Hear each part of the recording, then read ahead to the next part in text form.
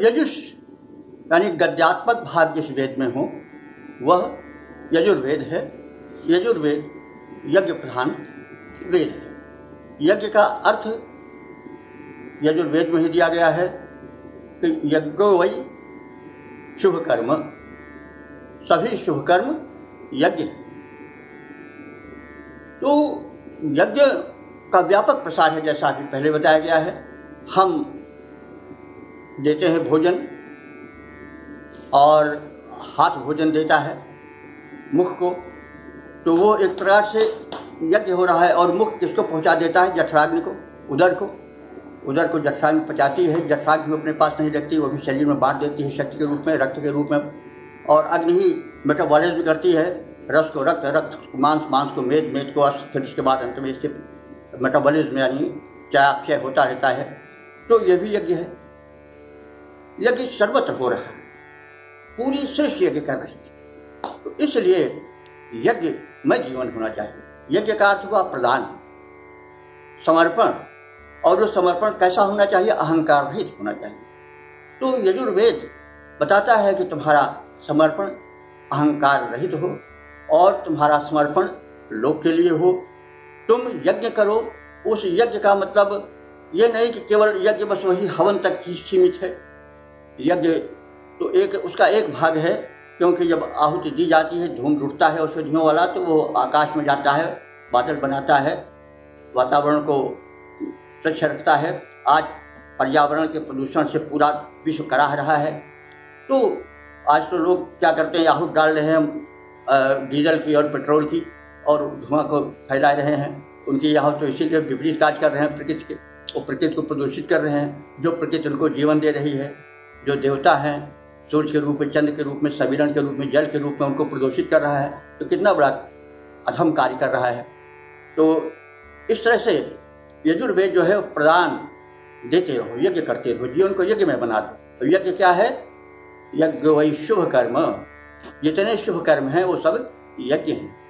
हम जो कार्य कर रहे हैं, चाहे अध्यापक हों, चाहे पत्रकार हों, चाहे सैनिक हों, चाहे व्यापारी हों, चाहे शूद्र हों, सब अपने कार्य को यज्ञ समझें और यज्ञीय भावना से कार्य करें। तभी समाज में एक वृद्धि होगी, समाज में सुख शांति होगी। यह है यजुर्वेद का खास सिद्धांत।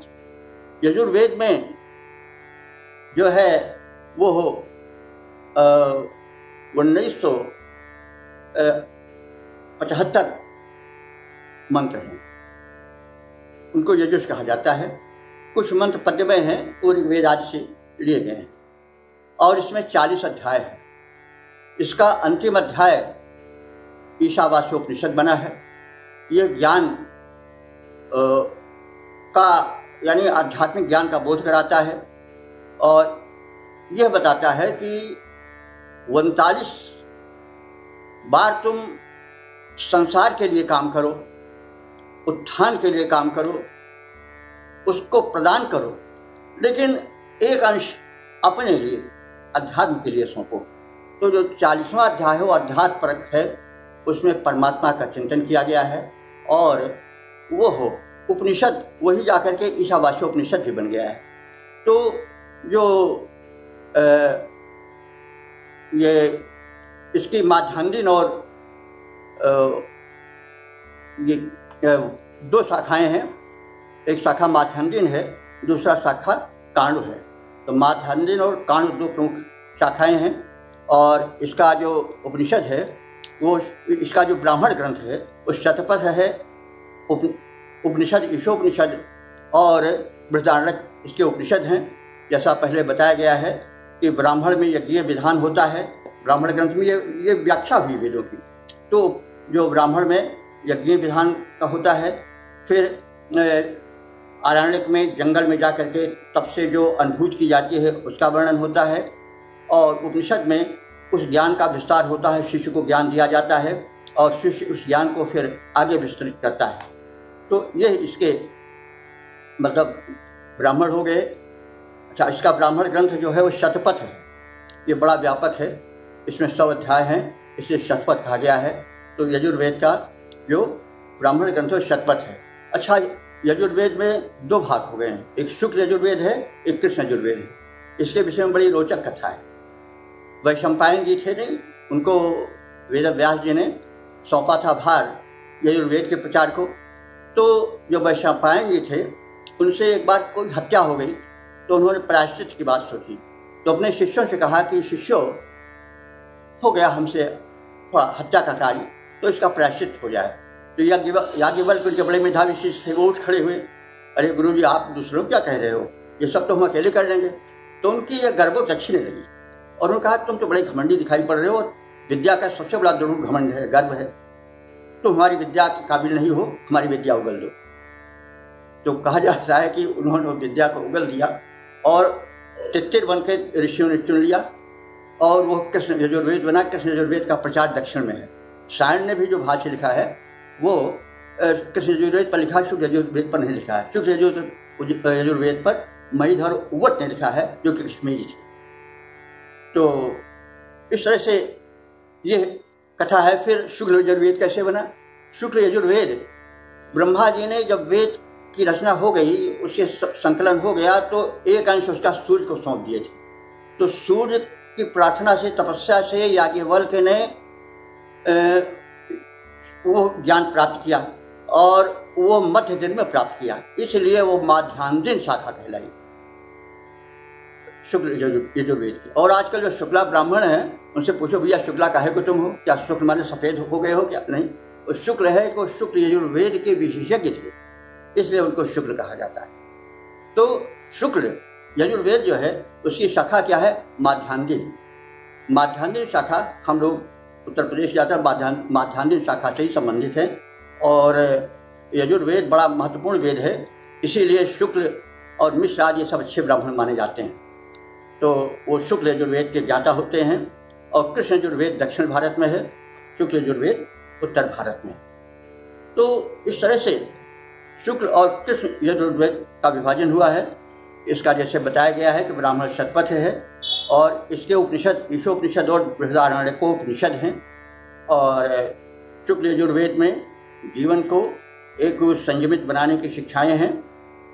हम अपना जीवन सूर्य चंद्र की भांति बनावें, हम अपने को महान बनावें, प्रियम सर्वस्य पश्यत, आज भावनाओं का इसमें उद्भावन हुआ है।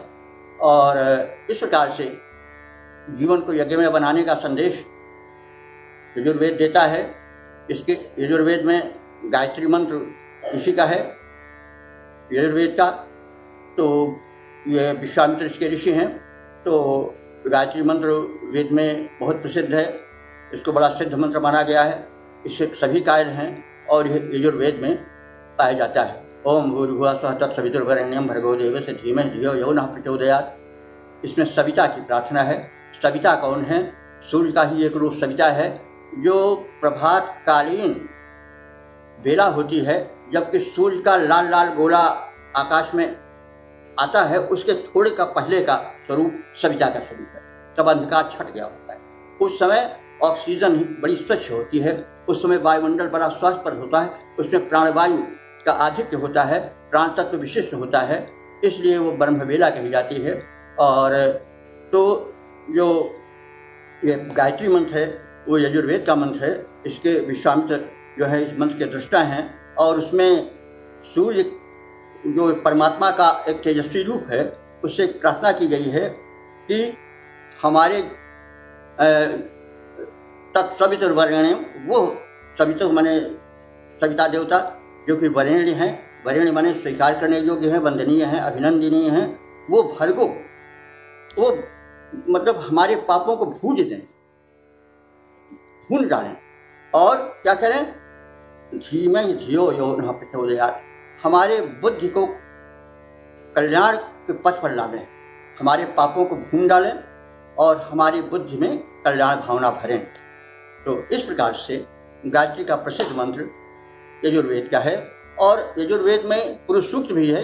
पुरुष सूक्त तो यद्यपि है इसमें ऋग्वेद में भी, लेकिन यह इतना महत्वपूर्ण है, इसके ऋषि नारायण हैं कि ये चारों वेदों में पाया जाता है। तमाम ऐसे मंत्र हैं जो ऋग्वेद के यजुर्वेद में भी हैं और सामवेद में तो समग्र मंत्र उसी के हैं। अथर्ववेद में भी कुछ मंत्र 250-300 मंत्र ऋग्वेद के पाए जाते हैं। इस प्रकार से यजुर्वेद की जो है महत्ता का वर्णन करके उसके अनुसार हम अपने जीवन को बिताएं, यह संदेश है। वेद वांग्मय में तीसरा वेद सामवेद है। साम का अर्थ होता है संगीत। तो जिस वेद में वेद मंत्रों का संगीतमय प्रस्तुतिकरण हो वह सामवेद है। सामवेद उद्गाता नाम के पुरोहित के दायित्व पर था।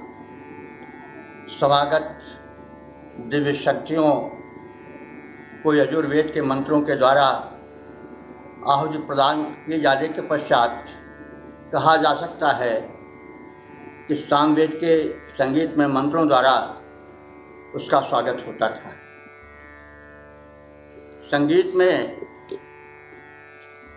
दिव्य आकर्षण होता है।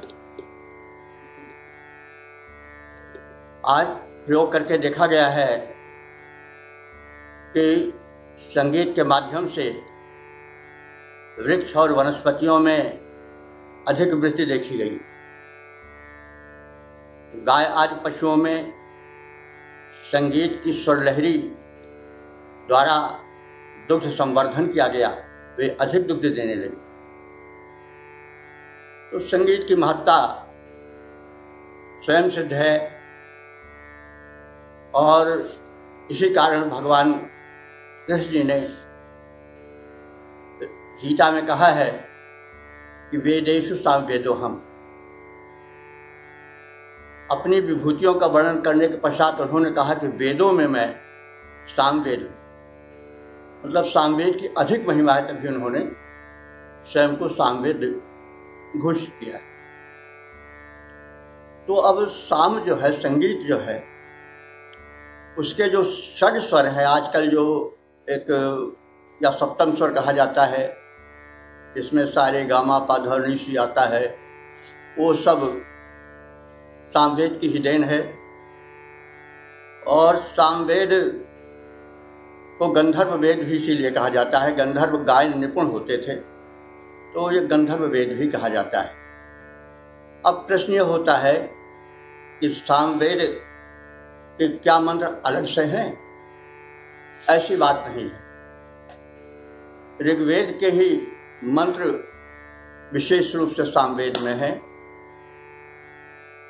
ऋक एव साम ऐसा कहा गया है। ऋक माने ऋचा ही जब गायन के स्वरों पर चढ़ जाती है तो साम बन जाती है, संगीत बन जाती है। तो ऋचाएं ही सामवेद बन जाती हैं। सामवेद में अधिकांश मंत्र ऋग्वेद के हैं। केवल 75 मंत्र स्वतंत्र हैं। तो सामवेद 2 भागों में विभाजित है। उसका वर्गीकरण पूर्वार्चिक और उत्तरार्चिक इस रूप में हुआ है। इसमें कुल 1875 मंत्र हैं। इसकी मुख्य रूप से 2 शाखाएं प्रचलित हैं। यूँ तो कही जाती हैं कि 1001 शाखाएं थीं कभी, लेकिन परिज्ञान में, प्रचलन में उसकी कौथमी और राणायनीय यही 2 शाखाएं उपलब्ध हैं। इसका ब्राह्मण ग्रंथ तांड्य है। इसके उपनिषद केनोपनिषद और छांदोग्य उपनिषद हैं। तो इसका उपवेद जो है वो गंधर्व वेद है। तो इस प्रकार से सामवेद की महत्ता स्वयं सिद्ध है। सामवेद के पूर्वार्चिक में एक मंत्र है जिसका ऐतिहासिक महत्व है। वह मंत्र है वसंत इन्नुरंत्यो ग्रीष्म इन्नुरंत्यो वर्षाण शरद हेमंत शिशिर इन्नुरंत्या। उसका छंदोबद्ध अनुवाद इस प्रकार से है कि सभी ऋतुएं सुहानी हैं, सभी से प्यार होता है, सभी के मध्य सरसता का प्रकट उद्गार होता है। कभी मधुमास आता है लिए उपहार कलियों का, प्रकृति बाला भ्यंस उठती मधुर श्रृंगार होता है। सभी ऋतुएं सुहानी है, सभी से प्यार होता है।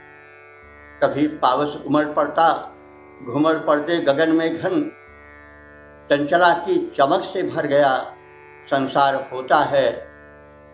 शरद आती धरा पर है, शरद आती धरा पर है, काशसानी साड़ी पहन करके चमकते चंद्रमुख द्वारा सुधा संचार होता है। अंत हेमंत का होता, शिशिर आता धरा पर है, नए पत्ते निकल आए अतः पतझड़ होता है। इस मंत्र में एक ही साम में 6 ऋतुओं का वर्णन उपलब्ध है। यह सिद्ध करता है कि आर्य उस भूमि के थे मूल निवासी जहाँ की 6 ऋतुएं आती हैं। तो ये 6 ऋतुएं जो अभी गिनाई गई हैं ये केवल भारत खंड में ही उपलब्ध हैं। विद्वानों ने, विशेष करके पाश्चात्य विद्वानों ने जो यह सिद्ध किया है कि आज बाहर से आए हैं, ऑस्ट्रिया हंगेरी से, यूरोप के अन्य प्रदेशों से, मध्य एशिया से, भारत के वे मूल निवासी नहीं हैं, तो ये तथ्य उनका खंडित हो जाता है, क्योंकि 6 ऋतुएं केवल भारत में ही उपलब्ध है। तो इस तरह से इस मंत्र का ऐतिहासिक महत्व है। तो सामवेद की महत्ता के पश्चात हम अब अथर्ववेद पढ़ाते हैं।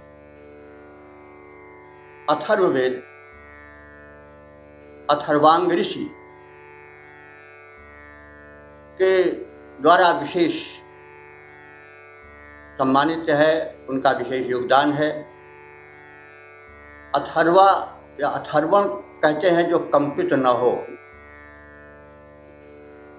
तो अथर्वा के विषय में विद्वानों का मत है कि यह ईरानियों के अथर्वन से मिलता जुलता है। ये तो सभी जन जानते हैं कि आर्य और ईरानी आर्य जो आजकल इस्लाम स्वीकार कर लिया है अधिकांश, वे बड़े निकट के हैं। ईरानियों का जो ग्रंथ जिंदावेस्ता है उसका जो प्रमुख देवता है वो अहुर मजदा है। ईरानी लोग सा का मतलब हा का उच्चारण सा में करते हैं, तो असुर का अहुर हो गया है और मजदा का महत हो गया है। जो वरुण देवता हैं उनके सबसे उपास्य हैं ऋग्वेद के, और ऋग्वेद में वरुण को सबसे बड़ा असुर कहा गया है। ये ज्ञातव्य है कि असुर शब्द पहले बड़ी महत्तावाची था, आर्यों ने इसको अपनाया था, और जो मुख्य देवता हैं वरुण अग्नि, आज उनको असुर कहा गया है। लेकिन किन्हीं कारणों से इस उपाधि को सम्मान सूचक समझ करके प्रतिद्वंदी आर्यों के असुरों ने या दैत्यों ने ग्रहण कर लिया, और तब देवताओं ने अपने को सुर कहना प्रारंभ किया। उनमें देवासुर संग्राम बहुत दिनों तक चला। वास्तव में है सब चचेरे भाई हैं या, तो ये महर्षि कश्यप की जो पत्नी अदिति थी उनसे देव उत्पन्न हुए, द्वादश आदित्य, और जो उनकी दूसरी पत्नी थी दिति, उनसे दैत्य हुए, दानव हुए, जो बाद में अपने को असुर कहने लगे। तो इस प्रकार से ये जो अथर्वण शब्द है, अथर्वा जिसको हमने कहा वेद में अथर्वांगिनी ऋषि, तो अथर्वा उनके यहाँ है, अथर्वण कहते हैं उसको, वो उनका अग्नि पूजक पुरोहित होता था।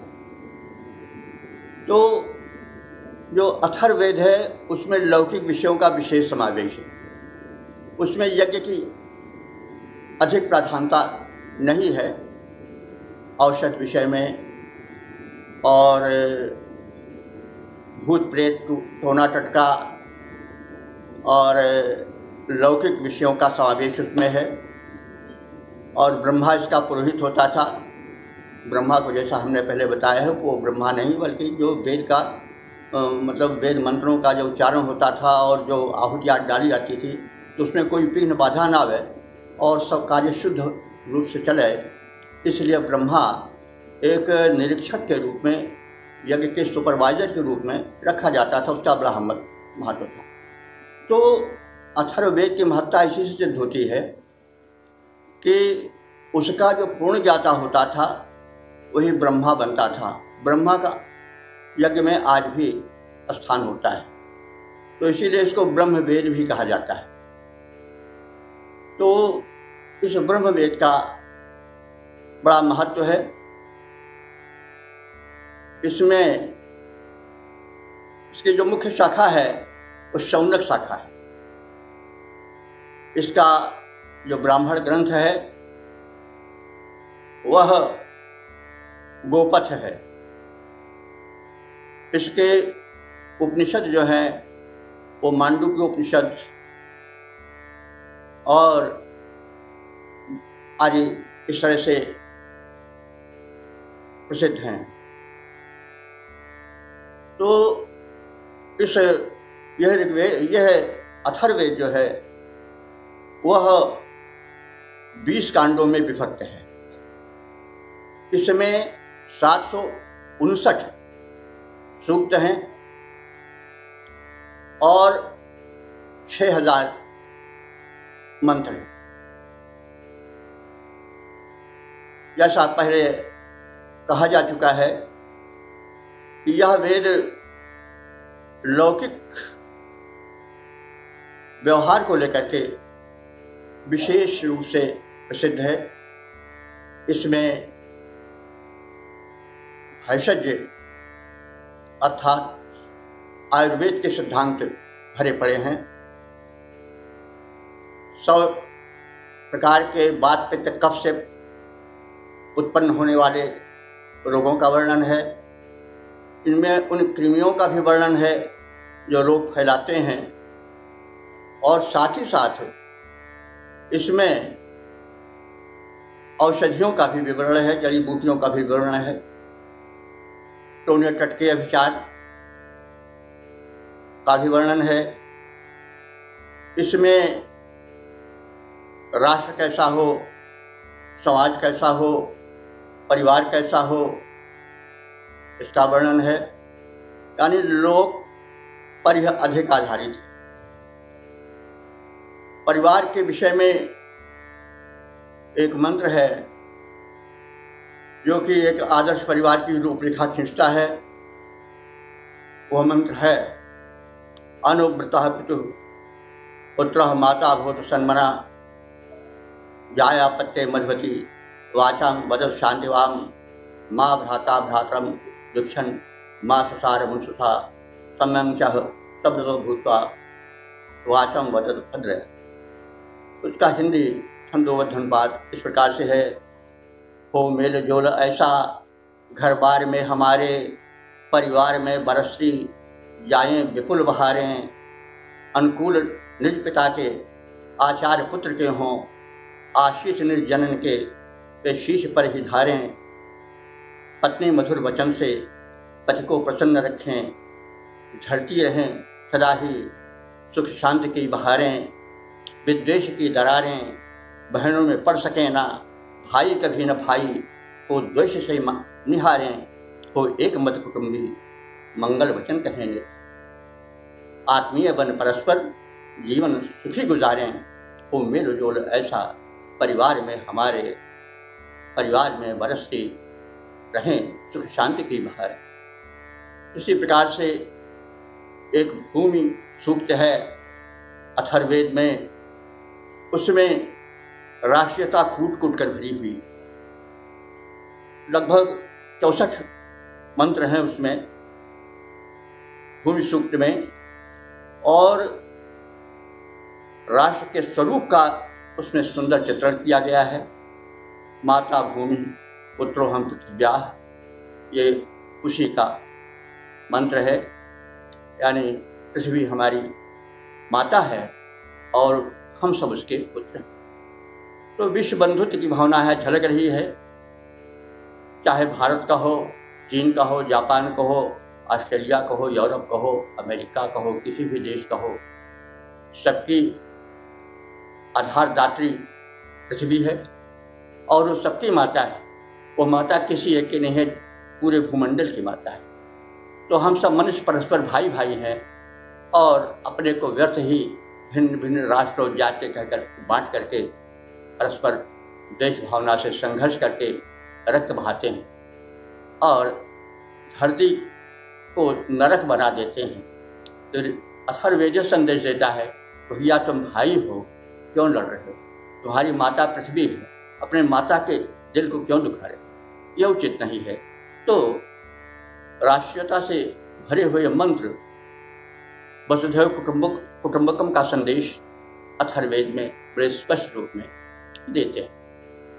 अब प्रश्न होता है, जो कि प्रायः उठता रहता है, कि हम वेद चतुष्टयी कहें या वेदत्रयी? कुल लोग कहते हैं 3 ही वेद हैं। वो अथर्ववेद को वेद से अलग करके देखते हैं, और कुछ लोग वेद चतुष्टयी कहते हैं, यानी ऋग वेद, यजुर्वेद, सामवेद और अथर्ववेद, ये 4 वेद हैं। लेकिन वो एक दृष्टिकोण का भेद है, एक वर्गीकरण का भेद है 4 ही वेद। वेदत्रयी का तात्पर्य 3 वेदों से है और अथर्ववेद क्या उससे बाहर है? यह एक विचारणीय प्रश्न है, इस पर कल चर्चा होगी।